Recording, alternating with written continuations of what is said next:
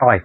Ito yung EZ natin. Bali, wait lang, search ko yung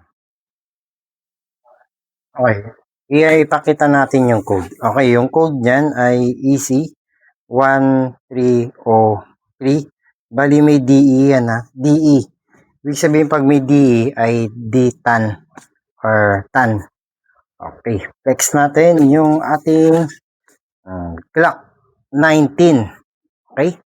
Yung ano natin pala, yung mga unit natin ay may kasama na rin bala yan na 0.23, BB loader at green gas. Set na po yan ha, set. Sa mga interesado, message lang kayo para bigay natin yung price ng ating mga unit natin. Okay, siyempre yung ating Glock 19 Gen 5. Okay, tan. Yan, napakaganda. Yung slide nito ay metal. Siyempre, yung grip nito ay plastic. Okay, bali, ang ano nito ay semi-auto. Yung bala naman yung capacity ng bala nito ay nasa 20 pieces. 20 pieces lang ah. Yan, medyo, yan, tan siya, tan ah. Ganda ng kulay, no? Okay.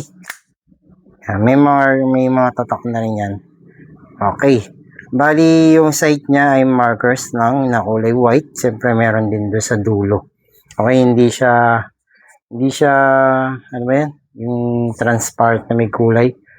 Okay. Kikiluhin natin to. Yung, ano niya, ano pala niya, yung magazine niya ay 20 rounds. Yung FPS nito ay 285 to 300 FPS, ah. Okay. Kikiluin na natin yung ating Glock 19 na tan. Yan, okay. Yan, 678 grams, okay. Medyo may kabigatan din siya. Siyempre, medyo may kabigatan to talaga.